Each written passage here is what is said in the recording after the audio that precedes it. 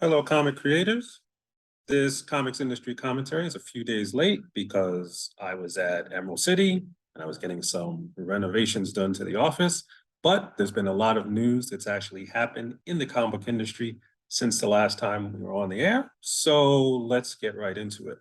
First, we have to pay our respects to Mr. Tom Palmer. The gentleman was a celebrated inker who started his work on Doctor Strange way back in 1968 and did a lot of work for Marvel and other companies during his long tenure as one of the premier inkers in the business. Worked on Magic, Kick-Ass, Moon Knight, and X-Men. And he now joins the long list of individuals that the comic book industry has lost in this past year, including Neil Adams, George Perez, Tim Sales, and several others. His work will be missed along with all of the other luminaries that we have lost. Moving on to this week's analysis that comes to us from Popverse. It is a detailed description or rumination on why the price of digital comics is the same as print comics when you're talking about things in the direct market. From the big two, from the major publishers, why is the digital price same as a print price, even though the digital comic doesn't have the same costs to get out into the market, namely printing, shipping, and storage, that digital comics do. Now, while the article and many pundits have actually gone through the various types of analysis, including appeasing the comic book shop owners to not having faith in the digital marketplace and unwilling to actually experiment in that arena, as a comic book creator and a comic book publisher, what you need to take away from this is the idea that your price for your digital comic does not have to match your print comic. You can use digital as a frictionless entry into your story by providing it at low cost or even no cost to actually get readers to try you out and come on board. Then, once you actually get a certain amount of readers, those people, because this has been shown across a lot of different mediums, will then go and buy the print comic at whatever price you set because they are already invested in the story emotionally that they got exposed to in the digital comic. Now you can, because like last time we talked about price theory, you can take a competitive price for your digital and your print comic, but if you're facing a lot of competition in your niche, lowering the digital price might make more sense in order for you to capture more market share.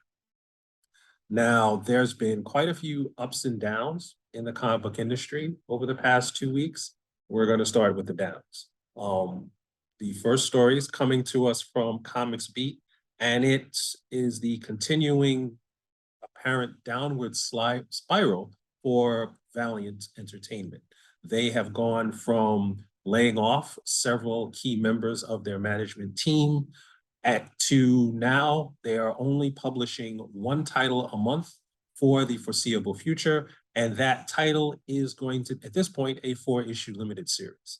So it is unclear what happens to Valiant or to Valiant staff or to Valiant's IP once the 4-issue limited series is up, but we will know for sure by the time the fall run comes around and hopefully see what Valiant is or isn't going to do and how the market is going to shift now that one of the significant players in the market may no longer be with us in 2023. The next story is tangentially related to comics, but it still provides an important point to consider.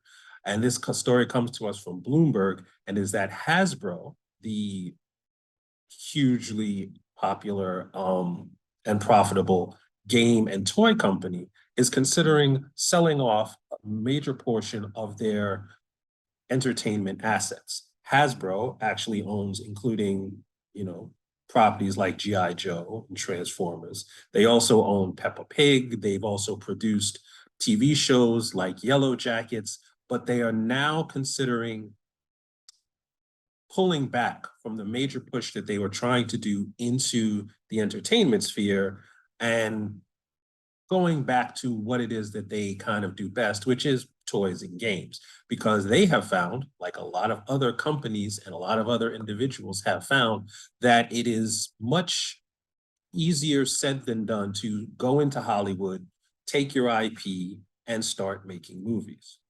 And that's the point that every comic creator and every comic publisher should consider. If you are going under a maybe movie kind of business model, where the only reason why you're making comics is so that you can eventually make movies, this is not necessarily a winning business model. If you're going to publish comics and your comic publishing in and of itself is going to be a profitable business, is going to be a wise investment for you, then that's something to pursue. But if it's not going to work for Hasbro, it may not work for you. And it's not working for a lot of other companies. Valiant is another example of this. You need to have a business model that actually focuses on how well your comics can be profitable, not ancillary media distribution that you don't have any control over and you may never get. Now, as a segue, we're going to talk about Webtoons, who is actually moving further and further into Hollywood and media production, with the announcement this week that came from Variety that they launched a new animation division to kind of take their user-generated content and push it through that pipeline to start more programming that they can actually use to broaden their reach. Now, Webtoon seems to be moving in the opposite direction than a lot of other companies in the market right now, because they have the momentum of their increased readership, increased revenue, revenue from international sales. So they are in a position to actually gear up for more media production. But again, time will tell whether this is going to be an expansion of their empire or an overreach that will cause them to stumble later on. Either way, they have found a way to make the comics themselves profitable before they went out and started to try to make movies, and you should do the same thing.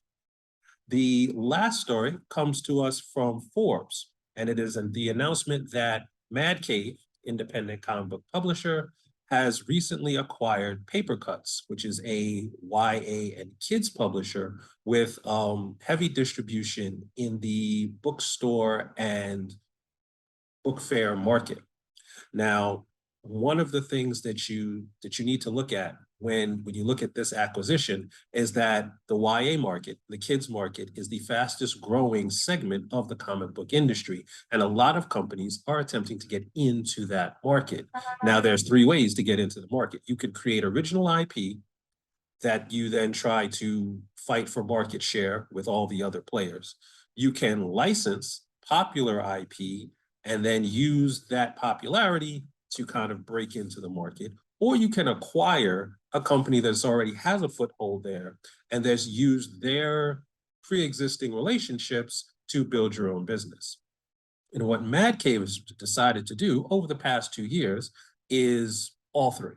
They have original IP that they're pushing into the YA market with their Maverick line. They have acquired Paper Cuts, and Paper Cuts actually has significant licenses in the YA space, including Smurfs and Asterisks and dozens of other titles that already have that market share. So as Mad Cave makes this move, they can quickly become a dominant player, not only in that space, but as a independent publisher overall with one straightforward acquisition. Now, for the sake of transparency, I would just like to point out that Mad Cave is actually a client of my law firm, but I'm not going to go into details of the actual deal because that would violate the attorney-client relationship, and it's not really your business anyway. So that's going to do it for this week's edition of the Comics Industry Commentary.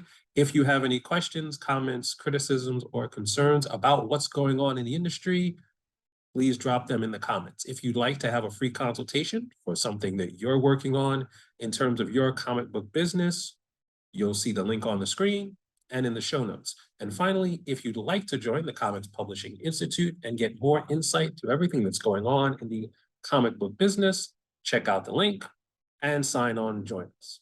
Until next time, have fun with your comic, like and subscribe, and that's it.